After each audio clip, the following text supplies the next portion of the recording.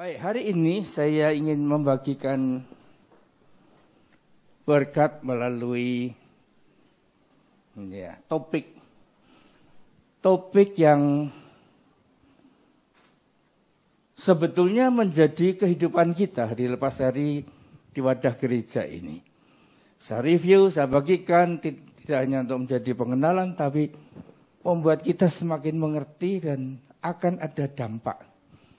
Akan ada perkara yang terjadi kalau kita memahami akan ayat-ayat ini. Berdoa, menyanyi, memuji dengan akal budi dan dengan roh. 1 Korintus 14 ayat 14. Firman Tuhan berkata begini. Sebab jika aku berdoa dengan bahasa roh, maka rohkulah yang berdoa, tetapi akal budiku tidak turut berdoa. Saudara, kita melihat dari ayat ini, jika aku berdoa dengan bahasa roh. Ada berapa banyak saudara yang belum dibaptis Roh Kudus sehingga belum mendapatkan tanda berbahasa roh, yang belum angkat tangan? Semua sudah? Termasuk yang baru datang juga sudah? Oh, enggak tahu. Ya, oke.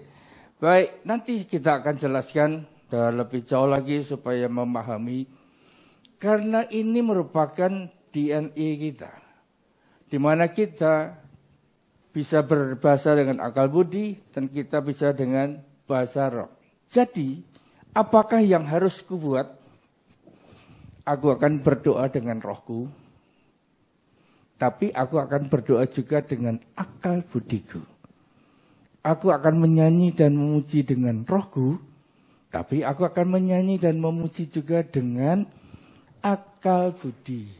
Nah, saudara, dua hal yang kita perlu pisahkan di sini adalah di dalam berdoa, menyanyi dan memuji, ini bisa untuk pribadi, tapi juga bisa di dalam persekutuan seperti ibadah pada saat ini. Dalam saat keadaan seperti itulah kita bisa menggunakan akal budi dan kita bisa juga dengan roh.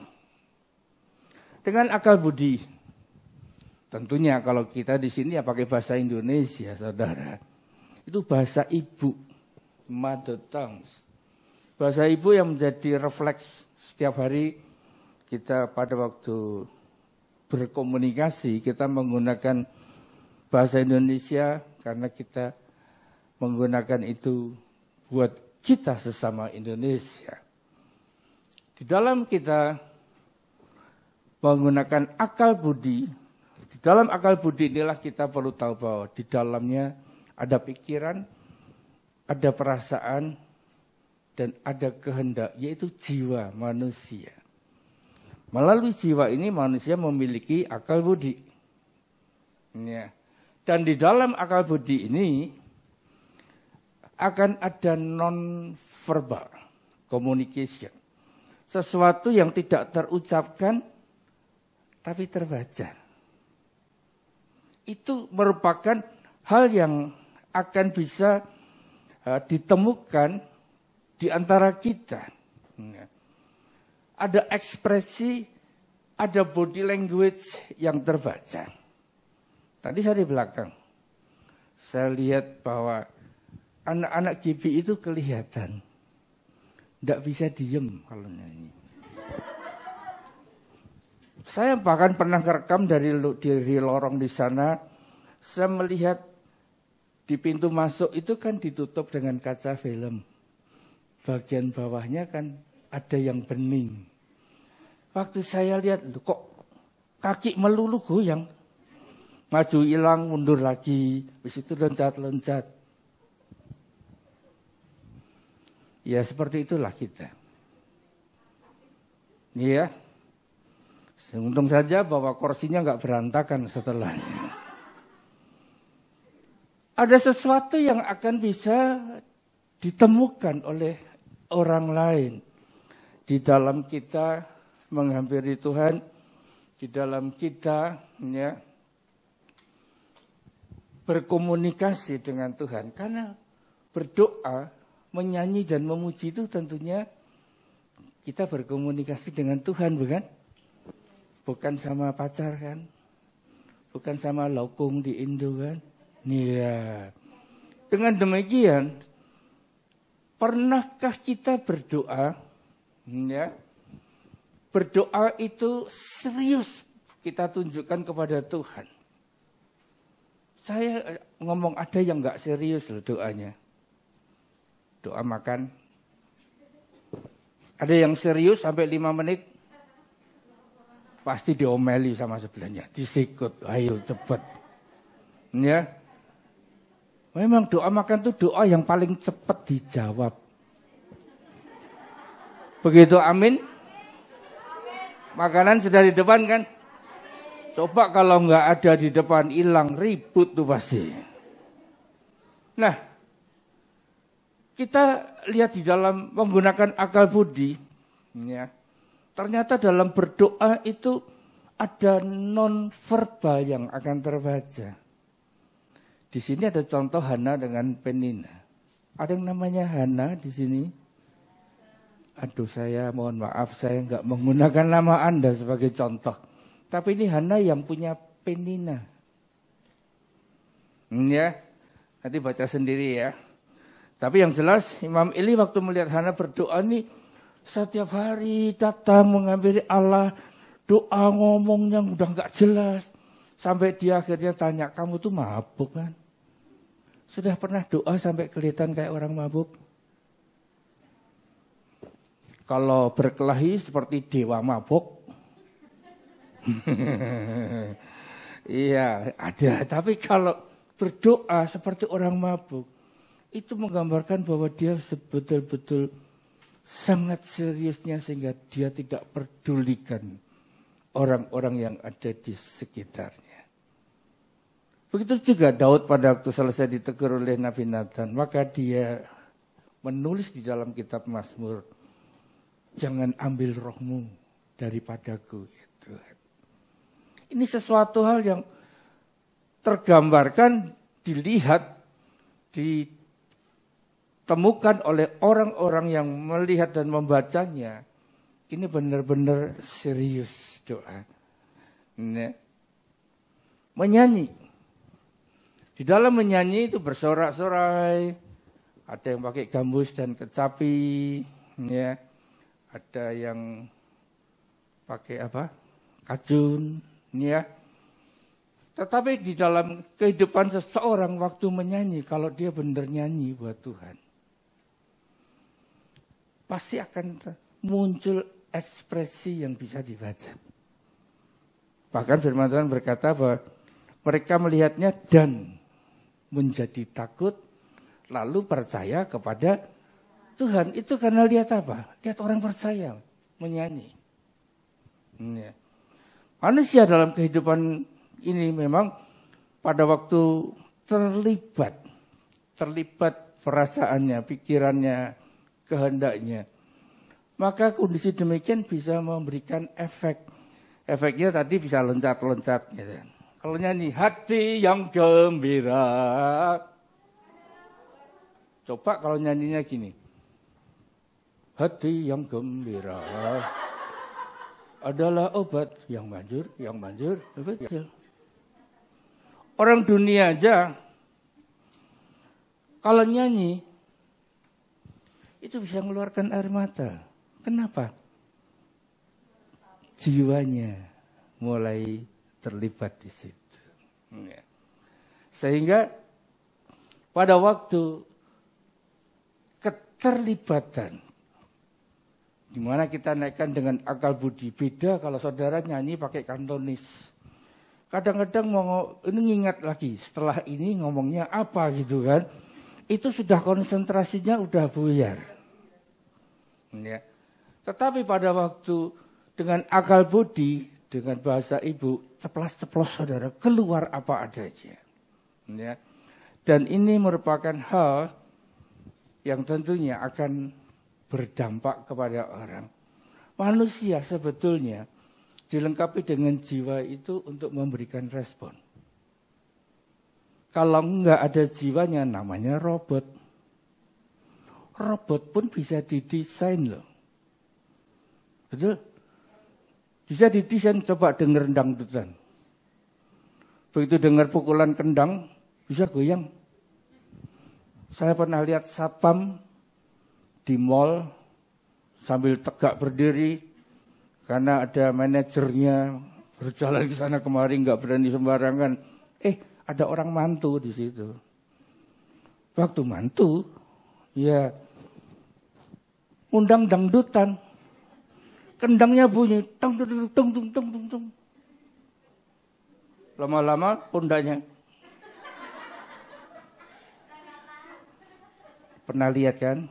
Pernah. Oh, di sini pun kalau Kak Feli udah mulai berikan itu ketukan tiap lembar hidup. Itu kursi udah bergeser, kret. Apalagi WL-nya diam aja, nggak suruh berdiri, sungkan kan? Tapi kalau WL-nya sudah nggak ngerti sungkan, berdiri langsung. Maka nggak heran, itulah KPI. Apakah yang lain itu salah? Enggak. Mereka belum memiliki pengenalan akan hal ini. Kalau nggak tahu memang ya repot saudara untuk mengajak bersama-sama. Berikutnya, memuji. Memuji itu harus keluar dari dalam hati. Kalau saudara punya cowok yang pintar ngomong ya, ngomong bisa begitu manisnya, ya, kamulah satu-satunya yang kumiliki di dunia ini. Iya. Diomongin begitu aja dah kelepek. Ya. Tapi manusia bisa bikin PHP. Coba kamu PHP sama Tuhan. Ya. Berkata, Jesus, I love you. Pasti Tuhan tuh lihat sampai jauh kedalaman hati kita. Dia juga bisa kantonis kok. Dia ngomongnya gini, Hai Mei. Nah, saudara yang di sini ketawa, yang nanti lihat rekaman ini bingung, kok ngomong Hai Mei kok ketawa? Ya, ini contoh bahwa kita ada di sini dengan bahasa Indonesia. Kita kalau memuji itu harus ada non-verbal communication. Yang tentunya orang lain di sekitar kita akan mulai merasakan dampaknya. Walaupun nggak tahu kenapa, mendadak kok nangis sendiri. Kenapa? Kita merasakan kasihnya Tuhan. Kita merasakan tegurannya Tuhan. Kita merasakan bahwa Tuhan masih berkenan untuk menggunakan kita, saudara dan saya, menjadi alat untuk kemuliaan namanya. Siapakah aku ini Tuhan, sampai engkau masih berkenan untuk menerima aku apa adanya.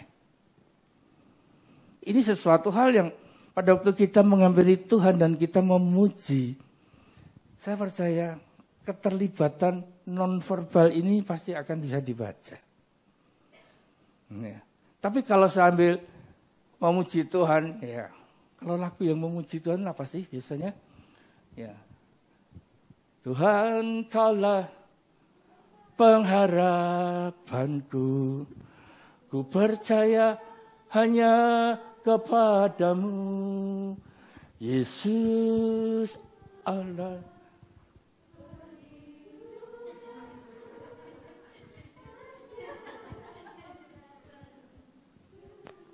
Mulutku penuh dengan pujian kepadamu, ya Yesus Tuhan.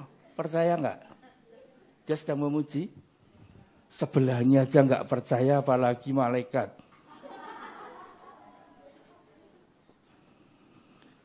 Tapi saya tadi lihat dari belakang. semuanya kalau udah angkat tangan. Wow. Wow. Dari belakang saya bisa lihat. Padahal kalau dari depan pasti sungkan kan. Papi melihat loh. Tuh perhatiin satu-satu. Dari belakang nggak dilihat. Tapi saya temukan. Anak-anak GBI. Bukan menyanyi saja. Memuji, menghampiri Tuhan. Hati-hati ya. Ternyata ada yang bisa dibaca oleh orang lain. Ya. Nah, dari ayat ini ada dua hal yang kita perlu pilah. Berdoa, menyanyi, dan memuji, baik pribadi maupun di dalam persekutuan itu kita menggunakan akal budi dan dengan roh. Dengan kata lain, pada waktu kita melakukan itu, ya, kita ini sedang menghampiri, kita menggunakannya itu untuk berkomunikasi dengan Allah. Apa yang dimaksud dengan roh?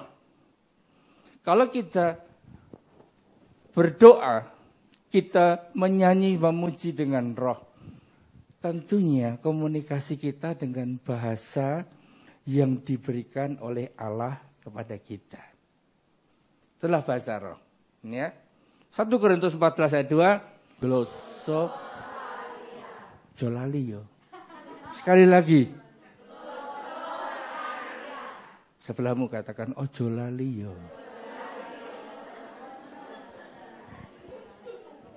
Soalnya kalau enggak dikasih nyerempet nanti ngomongnya gloso lali yo. Enggak nyambung saudara. Siapa yang berkata-kata dengan bahasa roh, saya tambahkan di situ kata gloso lalia. Yuk ngomong. 1 Korintus 14 ayat 2 ini berkata, siapa yang berkata-kata dengan bahasa roh yang artinya glossolalia, dia tidak berkata-kata pada manusia, tetapi kepada Allah.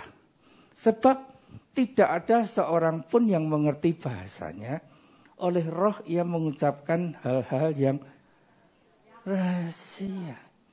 Ini karunia dorea buat saudara dan saya yang dibaptis dengan Roh Kudus sehingga memiliki tanda awal bahasa.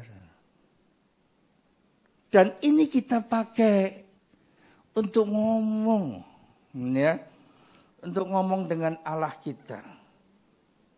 Memang orang di sebelah kita nggak ngerti ini ngomong apa nih.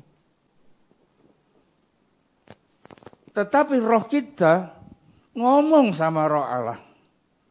Dan roh Allah ngerti. Contoh ya sebagai perbandingan. Saya punya cucu. Umurnya baru 10 bulan. Ya. Kita sering video call. Begitu cucu saya mau mengeluarkan suara, kita berdua udah ribut. Oh itu lapar kali, oh itu udah ngantuk kali. Tapi yang ngerti bener siapa? Nah, padahal yang saya dengar sama. Dengan yang didengar mamahnya, kok mamahnya lebih nangkep? Itu bahasa rahasia di antara mereka.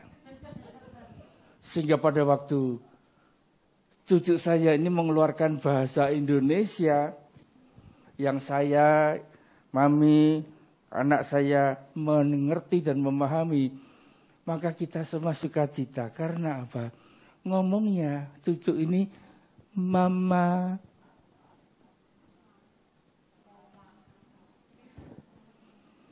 Yang belum punya anak pasti nggak bisa merasakan seperti apa dipanggil mama sama anaknya pertama kali, ya kan? Oh, orang tua aja bisa rebutan panggil Dedi, Mami, Dedi, Mami. Orang tuanya berantem, anaknya ketawa-ketawa. Sehingga pada waktu pertama kali, ya, siapa yang disebut suwenenge ora ilok, itu bahasa Perancis. Ya, nah, terusin sekarang. Jadi Waktu kita dengan roh berdoa, dengan roh kita menyanyi dan memuji, itu roh kita berkata-kata dengan bahasa rahasia dengan Allah. Dia pasti ngerti. Karena dia yang memberikan pada kita. Demikian juga roh membantu kita dalam kelemahan kita, sebab kita tidak tahu bagaimana sebenarnya harus berdoa. Tetapi roh sendiri, itu roh Allah, berdoa untuk kita kepada Allah dengan keluhan-keluhan yang tidak terucapkan. Suatu hari kelak nanti, kalau belum pernah mengalami, kalian pasti akan bertemu dengan satu situasi di mana kalian sudah nggak bisa lagi ngomong. Baik itu Indonesia, Inggris, Jawa, atau bahasa Madura, apapun juga yang kalian kuasai, saudara nggak akan bisa lagi ngomong. Tapi rasanya sudah nggak tahan lagi, ingin untuk mengeluarkan sesuatu, menyatakan sesuatu. Dan pada saat seperti itulah bahasa roh itu membantu kita untuk berkomunikasi dengan Tuhan kita. Ya, ingat bahwa semua adalah untuk Tuhan. Jadi hal demikian menjadi bagian kita berglosolalia. Kenapa? Karena ada bahasa roh yang lain. Ya, 1 Korintus 14 ayat 4 itu pada waktu seseorang membangun diri sendiri, memang seperti yang tadi saya katakan, nggak bisa lagi ngomong. Dengan bahasa roh kita mulai membangun diri kita. Tetapi ada hal yang lain. Kisah pasal 2 ayat 4. Ya. Pada waktu mereka menerima kepenuhan Roh Kudus di kamar loteng, maka mereka mulai berkata-kata dalam bahasa-bahasa lain seperti yang diberikan oleh roh itu kepada mereka. Ini kan bahasa roh lagi kan? Tapi bahasa roh yang dimaksud di kisah pasal 2 ayat 4 ini adalah senolalia. Untuk mengatakannya. Jadi kembali itu berasal dari Allah yang pada waktu peristiwa kepenuhan dengan roh Allah ada baptisan di situ. Maka yang terjadi muncullah senolalia. Senolalia ini kalau seandainya saya berikan contoh yang ekstrim sedikit. Saudara yang ada di ruangan ini mungkin orang Jawa Timur. Mendadak saudara bisa bicara bahasa Batak. Tetapi hal yang perlu untuk kita mengerti adalah apa yang dikatakan orang Jawa Timur ini dengan bahasa Batak tadi adalah berita surgawi, yaitu penebusan Yesus Kristus. Dan karena menggunakan bahasa Batak di situ, di tempat di mana orang Jawa Timur ini berbicara bahasa Batak, ada orang Batak. Dan orang Batak ini bingung, loh, kamu kan orang dari Jawa kok bisa ngomong bahasa aku? Loh aku tadi ngomong apa? Karena dia dipakai oleh Roh Allah untuk berbahasa Batak. Yang membuat ada orang Batak di situ akhirnya mengenal akan Allah. Peristiwa ini menggunakan bahasa roh yaitu senolalia. Dan ada satu lagi juga bahasa roh. 1 Korintus 12 ayat 5, bahasa roh sebagai karunia roh. Lain lagi nih, karisma. Yang perlu sebagai karunia ya, berbahasa roh itu memerlukan karunia yang lain menafsirkan bahasa roh. Jadi ada satu hambanya yang dipakai berbahasa roh, akan ada orang lain yang akan dipakai untuk menafsirkan, bukan menerjemahkan. Menafsirkan bahasa roh. Karena itu adalah karunia. Yang kalau nanti nggak sampai kepada jemaat, nggak berdampak, yang nggak ada gunanya. Maka firman Tuhan katakan, jikalau nggak ada yang menafsirkan, ya diam aja. Tidak boleh berbahasa roh. Tidak boleh berkarisma. Karena tidak ada yang menafsirkan karisma tadi. Ya. Jadi bahasa roh di dalam Alkitab kita yang berbahasa Indonesia dalam bahasa aslinya, bahasa Yunani ada 3 kata yang tidak sama pada masing-masing ayat, yang mana secara otomatis kita tidak boleh menyamaratakan arti daripada bahasa roh tanpa menguasai bahasa sebelumnya, itu adalah bahasa Yunani. Dengan demikian kita bisa mengerti 1 Korintus 14:14. Jika aku berdoa dengan bahasa roh, glosolalia, maka rohkulah yang berdoa. Kepada siapa? Pada Allah. Tetapi akal budiku tidak turut berdoa. Jadi, apakah yang harus kubuat? Aku akan berdoa dengan rohku, itu glosolalia, tapi aku akan berdoa juga dengan akal budiku.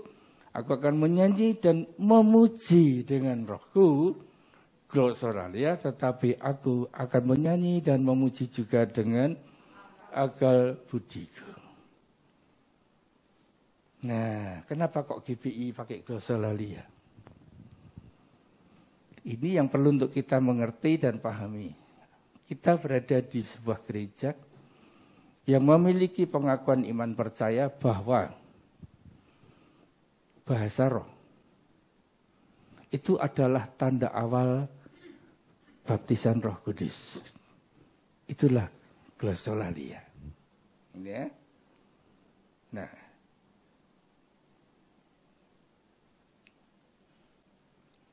kita menggunakan itu karena kita mau berkomunikasi dengan Allah. Atau kita sedang membangun diri sendiri. Nah, tapi kenapa kok rame-rame? Kok bersama-sama? Sebetulnya sederhana. Kalau ada orang masuk di sini, ini adalah gereja yang mana percaya dengan bahasa roh sebagai tanda awal baptisan Roh Kudus. Kalau kita ada di sini, ya kita pakai, ini memang rumah kita. Karena memang GBI berbahasa roh. Jadi kalau ada yang baru masuk, biasanya yang masuk kan tidak mungkin mendadak tahu-tahu masuk sendiri, kecuali malaikat yang bawa kan. Pasti saudara. Pada itu saudara datang membawa temanmu. Nanti saudara mendapat kesempatan untuk menguraikan, memuridkan. Karena nanti akan ada tuayan banyak. Orang-orang yang mau belajar. Pada waktu gabung di sini, maka kita semua akan menggunakan bahasa roh. Ini ya, kita menggunakan bahasa roh ini untuk kita berkomunikasi dengan Bapa. Kalau kita yang sedang dalam keadaan lemah, kita membangun diri kita sendiri. Tapi walaupun berbahasa roh yang tidak dimengerti oleh kiri dan kanan kita, Bapak kita tahu. Saya percaya bahasa roh kita itu merupakan sarana komunikasi yang membuat kita begitu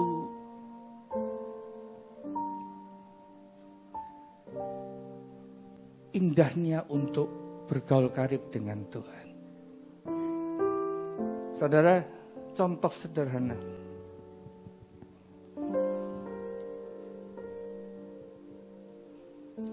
Kalau saudara punya masalah dan saudara ingin menumpahkan masalahmu itu lebih dalam, lebih luas lagi. Kalau kita menggunakan bahasa Indonesia akan lebih enak daripada menggunakan bahasa Kantonis, bukan? Coba ngomong sama majikanmu, dedai, ya, ngonsufu. Mau kita mikir dulu ngomong, gak enak kan? Tapi kalau sesama bahasa Indonesia, kita kan bisa ceplas-ceplos ngomong. Tapi bahasa Indonesia pun belum tentu kita mampu untuk mengutarakan semuanya itu. Tapi kita bisa pakai bahasa roh. Dengan bahasa roh, kita kadang-kadang tidak menyadari bahwa waktu yang kita pakai itu lebih lama daripada kita berbahasa Indonesia. Ada lagu ya yang kemarin dinyanyikan. Lagu ini kalau kita pakai untuk berdoa enak banget. Berdoa, coba tayangkan aja syairnya. Tolong dibantu. Roh Kudus, Kau hadir di sini. Perhatikan ya syairnya satu-satu. Mengalir dalam pujian kami, berhembuslah, berkaryalah, Roh Kudus nyatakanlah sekarang. Udah mulai sekarang, yuk. Roh Kudus, Kau hadir di sini. Pakai akal budi, mulai rasakan. Mengalir dalam pujian kami, berhembuslah, berkaryalah, Roh Kudus nyatakanlah sekarang.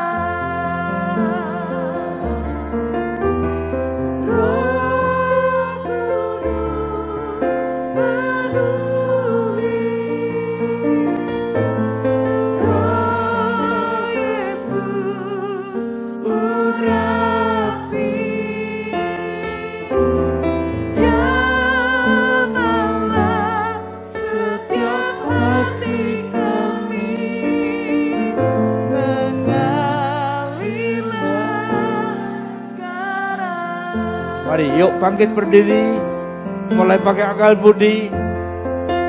Biarlah non verbal kita dilihat oleh Tuhan. Pengakuan kita bahwa Roh Kudus itu hadir di sini. Dalam pujian kami, berhembuslah, berkaryalah, Roh Kudus nyatakanlah sekarang.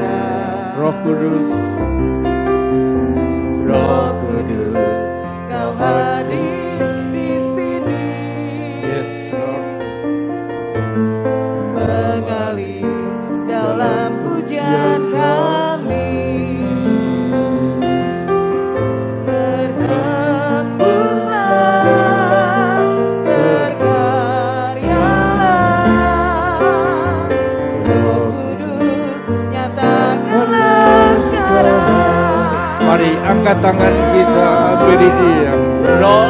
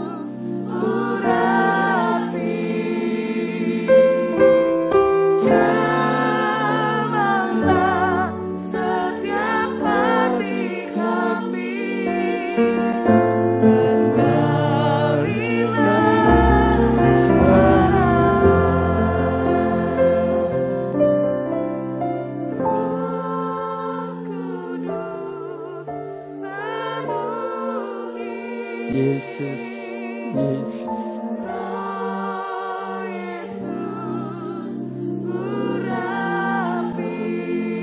Sinarola setiap hati kami, bergalilah